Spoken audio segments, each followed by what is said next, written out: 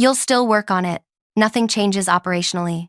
This is just paperwork. Those were the words that echoed in my head when I realized they were about to take everything. My boss and his son sat there, waiting for me to hand over 3 years of my life, written in 6 pages of legal language. The water treatment innovation I built from nothing. The system that was already saving the plant hundreds of thousands in disposal fees. About to become the property of a 24-year-old who probably thought filtration was something you did to coffee. But what choice did I have? You either sign when powerful people tell you to sign, or you lose everything you fought to build. Before I go any further, I need to say thank you for being here and listening to what happened to me.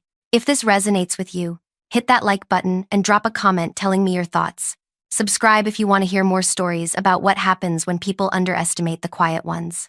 Now, let me tell you how I got to that moment, because it started long before that piece of paper appeared in front of me. My name is Bree, and 5 years before that meeting, I was sleeping on my sister's sofa with 2 engineering degrees and debt that felt like it would bury me alive. I'd sent out 200 applications and gotten 3 interviews. The manufacturing plant hired me to do basic maintenance on their wastewater treatment systems, keep the pumps running, make sure the inspectors stayed happy. Entry-level work that barely covered my rent once I finally moved into my own tiny apartment. But I'm the kind of person who notices things. Details other people walk past every day without seeing. The plant was dumping thousands of gallons of contaminated water daily, paying enormous fees to have it hauled away, while simultaneously buying clean water for the cooling systems and industrial processes. It was backwards, wasteful, expensive. During my lunch breaks, I started sketching out ideas in my notebook. What if we could treat the wastewater to a level where it could be reused internally? Not for drinking, obviously, but for manufacturing operations where ultra-pure water wasn't necessary. I began running small tests after my regular shift ended, adjusting chemical ratios, testing different filtration sequences, using equipment we already had, just in different configurations. 6 months into my experiments, I had something that worked. Not perfectly, but well enough to run a pilot program in one section of the plant. The water bills for that section dropped by 18% in the first month. By month 3, it was down 30%. That's when my supervisor noticed. He brought it to the attention of the executive VP, a man named Graydon, who'd been with the company for 22 years and knew every way to squeeze profit from operations. Graydon called me into his office on a Tuesday morning. I remember because I'd never been called to the executive floor before, and I wore the one professional blazer I owned that didn't have a loose button. "This is impressive work," Graydon said, flipping through my documentation. "Really impressive. You've basically created a closed-loop system with equipment we already own. The cost savings potential is massive." I felt something I hadn't felt in years. Pride, recognition, the sense that maybe I hadn't wasted all that time in graduate school after all. "We need to protect this," he continued. "Patent it, scale it to the whole facility, maybe even license it to other plants." I nodded, already imagining what a promotion might look like. Maybe a title change, a raise, my own project team. Then Graydon said the words that should have warned me what was coming. "My son Kellum just graduated from business school. He's been looking for the right project to cut his teeth on, something with real market potential. He's got the business acumen to really take this to the next level." My pride didn't just deflate. It shattered into something that felt like glass in my chest. Kellum started appearing at my presentations to management. He'd sit in the back, scrolling through his phone, occasionally asking questions that made it obvious he didn't understand the first thing about fluid dynamics or chemical engineering.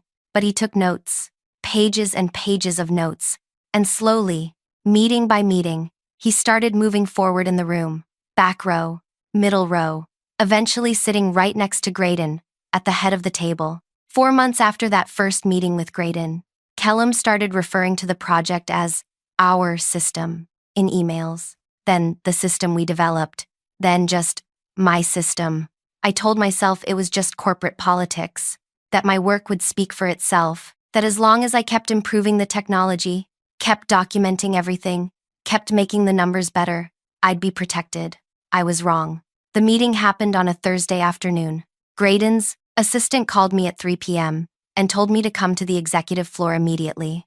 When I walked into the room, Graydon sat on one side of the table, Kellum on the other. Between them sat a stack of papers. "Bree, thanks for coming up," Graydon began. "We're restructuring the intellectual property ownership for the water treatment system. Legal advised us that for tax purposes and liability protection, the IP needs to be held under the correct corporate umbrella." He pushed the papers toward me. I could see Intellectual Property Transfer Agreement printed at the top. "You'll still work on it," Graydon added quickly. "Nothing changes operationally. This is just paperwork, administrative stuff." But I'd heard stories. Engineers who signed over their patents and then 6 months later found themselves pushed out. Suddenly their services weren't needed anymore. Suddenly they were causing problems. Suddenly they were let go in budget cuts that somehow didn't affect anyone else. "I'd like some time to review this," I said, trying to keep my voice level. Kellum leaned forward, and I saw that expression again. That smirk that said he'd never had to fight for anything and never would.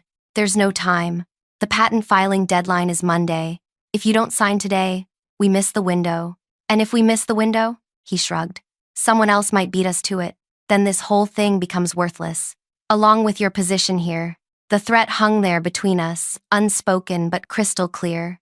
"Sign this or lose your job. Sign this or lose everything." Graydon's voice came again, quieter this time but somehow harder. "Sign this or you're done.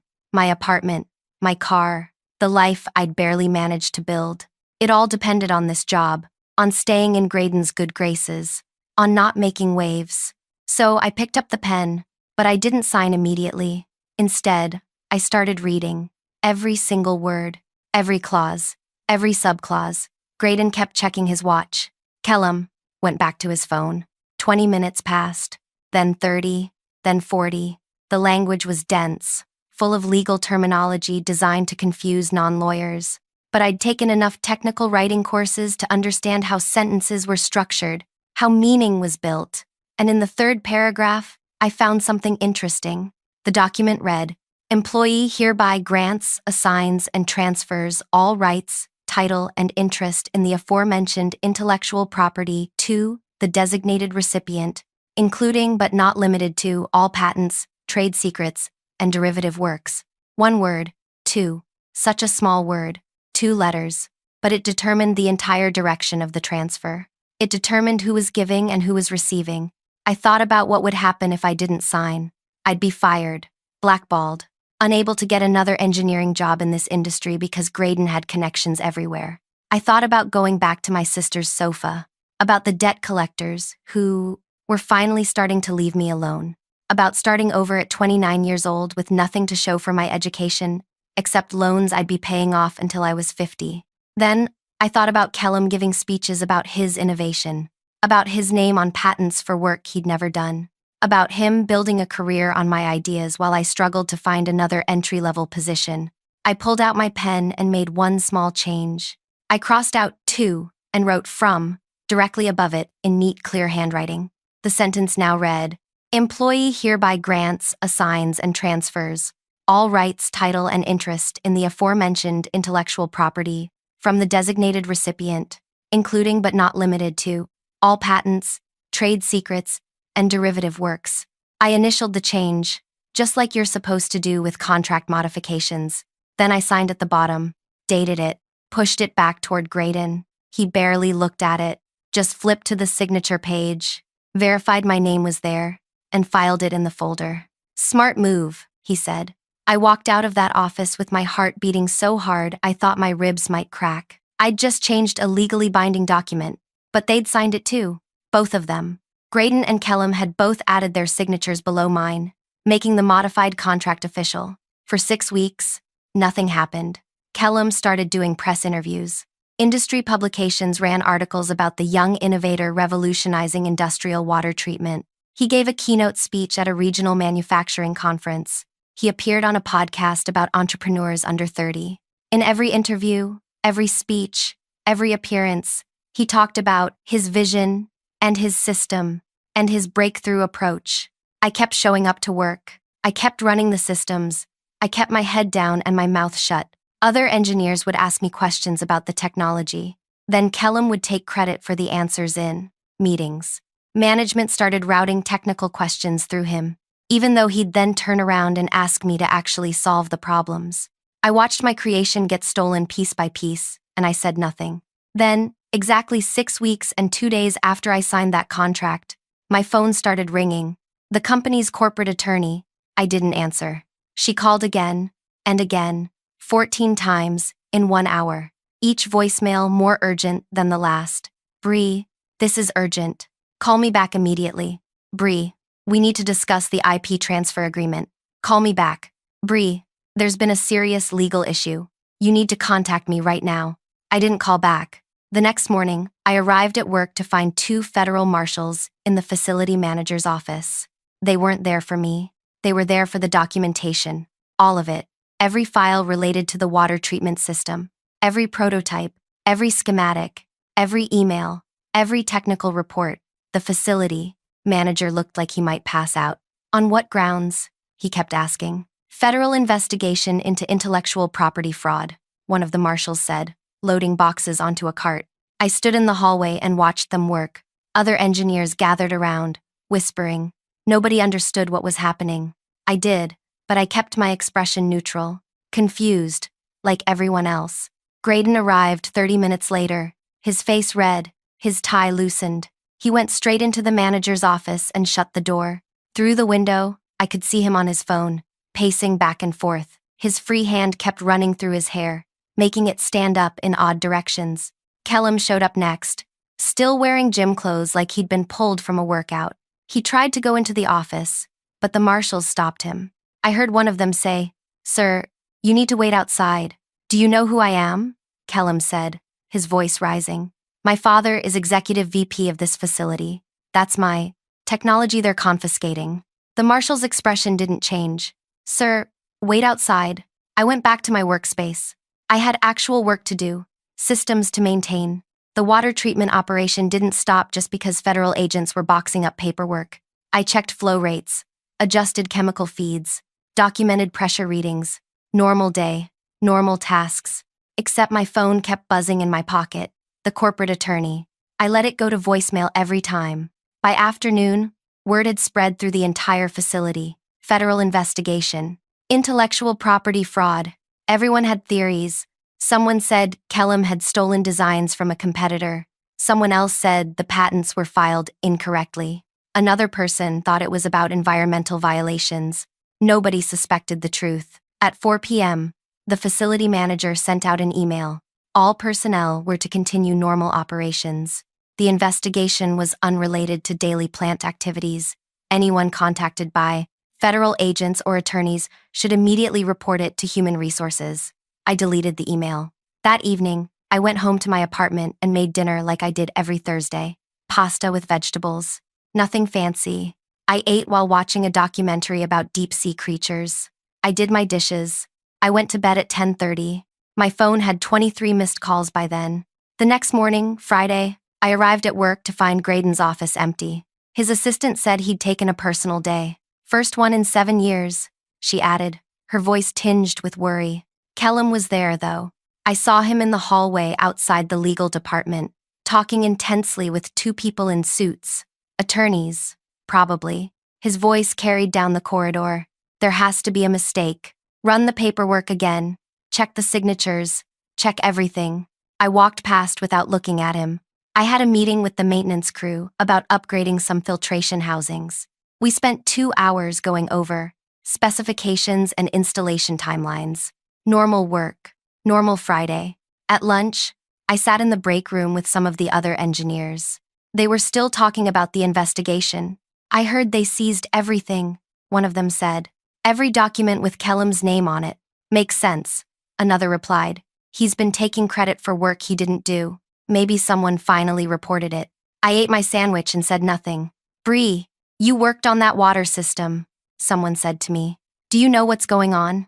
I shook my head. "No idea. I just keep the equipment running." It was the truth, in a way. I didn't know exactly what was going on in the legal proceedings. I knew what I'd done, but I didn't know how it was playing out in federal offices and attorney conferences. The corporate lawyer finally caught me in person, Friday afternoon. She appeared at my workspace, with a folder under her arm and an expression that somehow managed to be both furious and desperately. Controlled. "We need to talk," she said. "Now." She led me to a small meeting room on the second floor. Just her, me, and that folder. "Do you remember signing an intellectual property transfer agreement 6 weeks ago?" she asked. "Yes." "Do you remember making any changes to that agreement?" I met her eyes. "Yes." She opened the folder and pulled out a copy of the contract. My modification was there in black ink. "From," written clearly above the crossed out, "to." "Walk me through your thinking here," she said, her voice very calm. Too calm. "I read the contract before signing it," I said. "I made a modification. I initialed the change. Then I signed. Graydon and Kellum signed after me, accepting the modification. That makes it a binding contract. You changed the fundamental meaning of the entire document. I changed one word. You reversed the direction of the IP transfer." "Yes." She sat back in her chair, studying me. "Do you understand what you've done?" I signed a contract. So did they. The contract now states that Kellum was transferring intellectual property to you, but Kellum never owned any intellectual property. He never invented anything, which means he signed a document claiming to transfer IP he didn't possess. That's fraud. I said nothing. Every patent application filed under his name in the past 6 weeks, every licensing agreement, every investor presentation, all of it is based on IP he fraudulently claimed to own. IP that, according to this signed contract, he was simultaneously acknowledging belonged to you. I kept my expression blank, confused, like I didn't understand the implications. "The federal government takes IP fraud very seriously," she continued, "especially when venture capital is involved. Kellum has been courting investors, telling them he owns revolutionary water treatment technology. He's taken preliminary investment money, but he doesn't own it. He never did. And this contract proves he knew it." "I just changed one word," I said quietly. She leaned forward. "Did you know what you were doing when you made that change?" I thought about how to answer. The truth was complicated. Yes, I knew I was reversing the transfer. Yes, I knew it would create problems if anyone actually read the document. But did I know it would lead to federal charges? Did I know it would unravel everything Kellum had built in 6 weeks?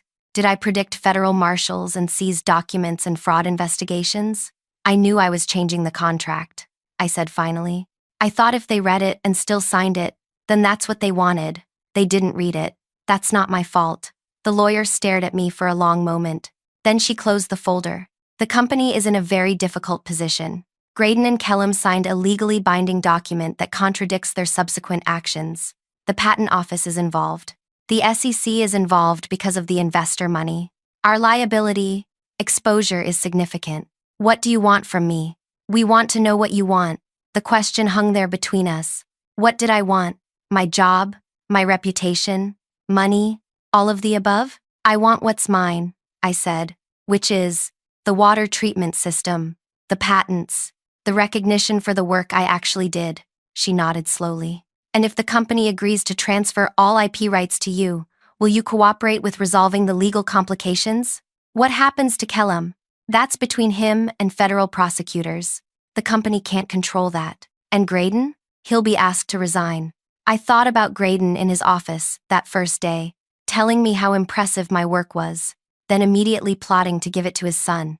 I thought about every meeting where Kellum took credit for my ideas, every interview where he called himself an innovator, every presentation where he butchered technical concepts I'd spent years developing.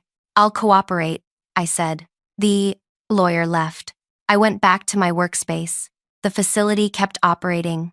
Water kept flowing through the systems I'd designed. The treatment process I'd invented kept running, kept saving the company money, kept proving my work was valuable. That weekend, I didn't leave my apartment. I half expected federal agents to show up at my door, but they never came. I half expected the company to fire me, but Monday morning my badge still worked, and my paycheck still deposited. Kellum didn't come back to work. Graydon's office stayed empty. The assistant started packing up his personal items on Tuesday, carefully placing family photos and awards into cardboard boxes. Rumors flew through the facility like wildfire. Graydon was being investigated. Kellum was facing criminal charges. The company was doing damage control with investors. The water treatment patents were in legal limbo. Nobody connected any of it to me. Why would they? I was just the junior engineer who maintained the systems. I kept my head down, did my work, stayed quiet. On Wednesday, the corporate lawyer called me into another meeting. This time, she had 3 other attorneys with her and a stack of documents that looked substantially thicker than the original transfer agreement. "We've prepared a settlement offer," she said. "Full IP rights transfer to you. The company will license the technology from you at agreed-upon rates. We'll handle the patent corrections with the federal office. In exchange, you agree not to sue the company for the attempted theft." I read every word, every clause, every subclause. It took me 3 hours. The attorneys waited. The terms were generous, more than generous. The licensing fees alone would set me up for life. The patents would be entirely mine. My name would replace Kellam's on every application.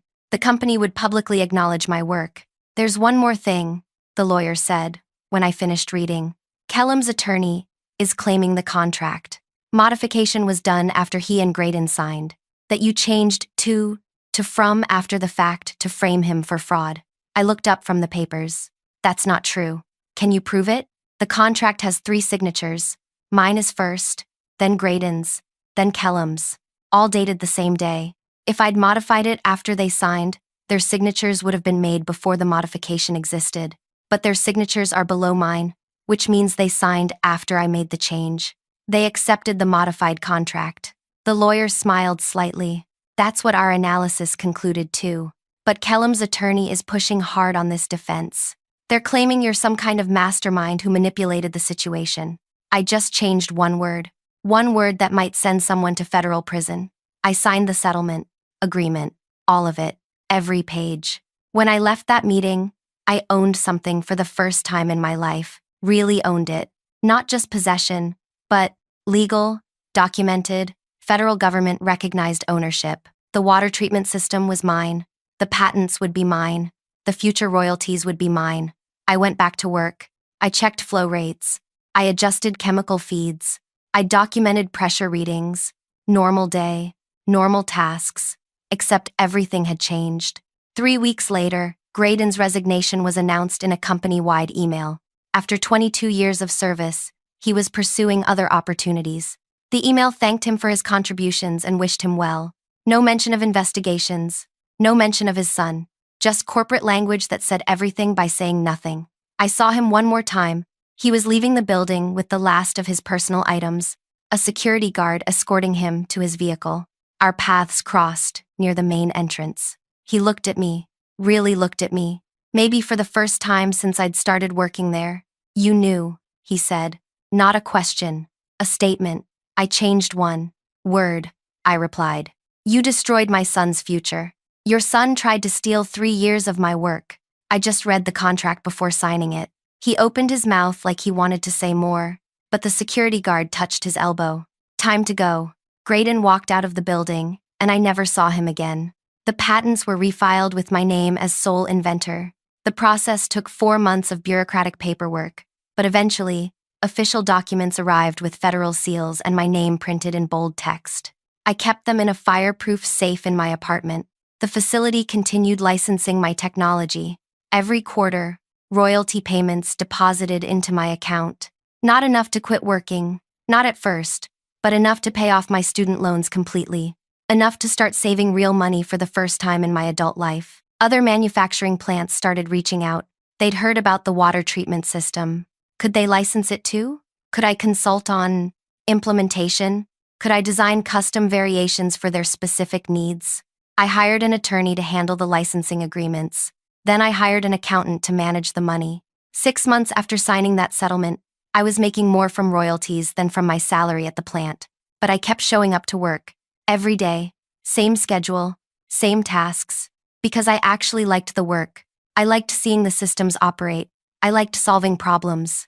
I liked knowing I'd built something that functioned, that mattered, that saved resources and money, and made industrial processes cleaner. Kellam's criminal trial was set for 9 months after the initial investigation. Federal prosecutors charged him with wire fraud, investor fraud, and intellectual property theft. The case was public record, covered in business journals and legal publications. His attorneys tried everything. They claimed the contract modification was done after the signatures. They claimed I'd manipulated him. They claimed he'd been acting in good faith based on his father's instructions. None of it worked. The forensic document analysis proved the modification happened before the final signatures. The email records proved Kellum knew I'd designed the system. His own presentation materials proved he didn't understand the technology he was claiming to have invented. I was called to testify. I wore a plain suit and answered every question directly. Yes, I designed the water treatment system. Yes, I modified the contract. Yes, I initialed the change before signing.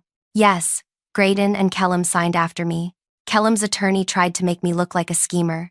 Isn't it true you deliberately deceived my client? No. I made a visible change to a legal document and initialed it clearly.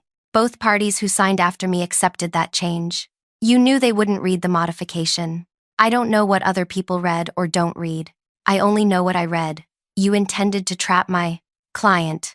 I intended to protect my work. The jury found him guilty on all counts. Sentencing was set for 2 months later.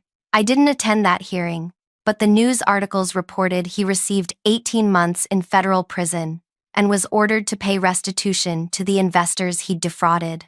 Graydon faced civil lawsuits, but no criminal charges. His attorneys argued he'd been trying to protect company IP, not commit fraud. He settled with investors privately. Word through the industry network was that he'd lost most of his retirement savings in the settlements.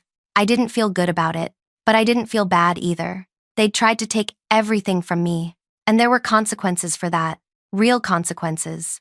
The facility promoted me to senior engineer 14 months after everything started. My own project team, my own budget, my own office with windows that looked out over the treatment systems I'd designed. I kept improving the technology, new filtration methods, better chemical processes, ways to handle different types of industrial wastewater. Each improvement meant new patents, with my name on them. Each patent meant more licensing opportunities. 2 years after that meeting where Graydon told me to sign or lose everything, I bought a house. Not huge, but mine.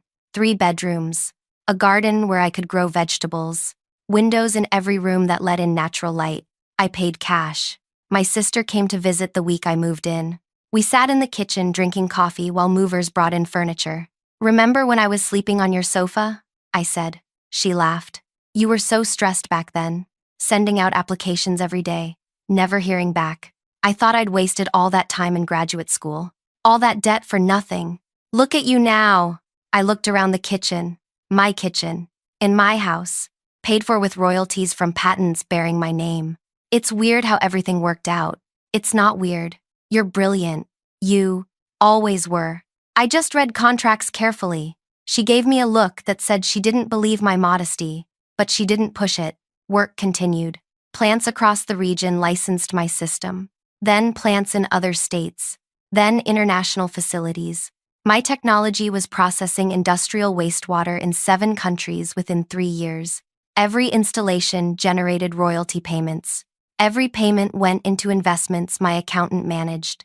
I quit my job at the original facility 4 years after the settlement, not because I was angry or bitter, but because I had more consulting work than I could handle, while still maintaining a full-time position. The facility manager understood.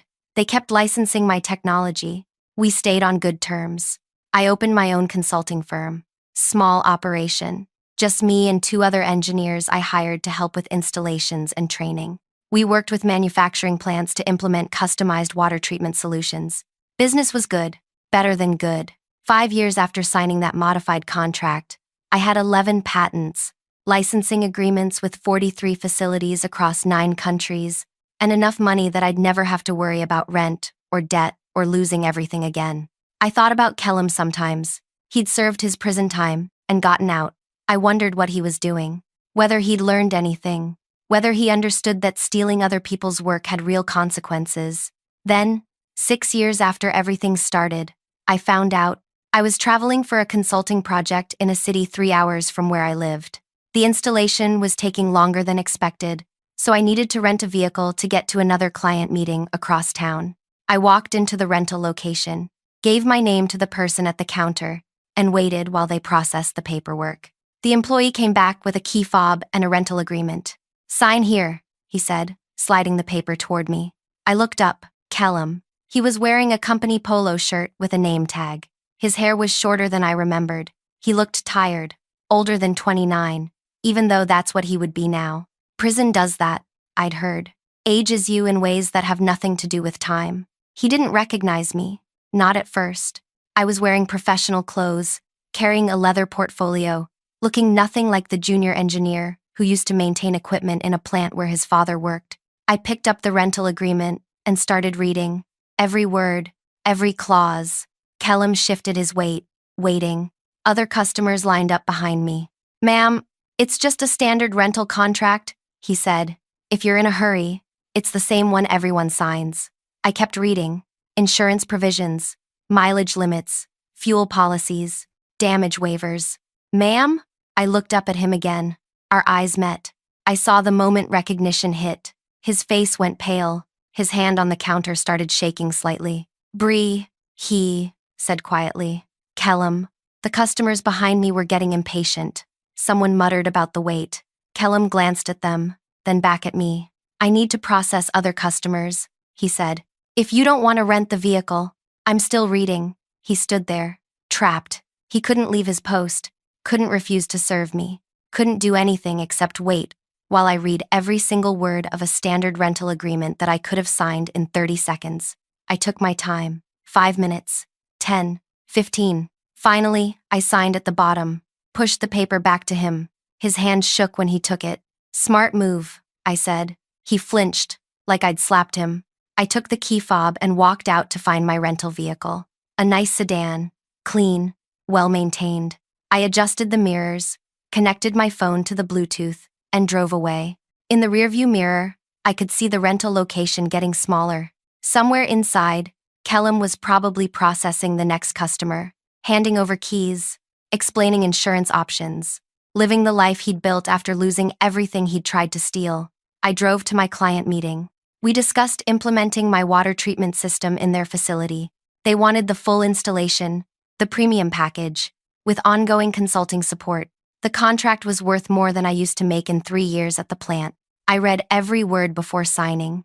That night, in my hotel room, I thought about power, real power, not the kind Graydon had, the kind that comes from a title and a position and knowing the right people. That power was temporary, fragile. One investigation, one legal problem, one son's fraud case, and it evaporated.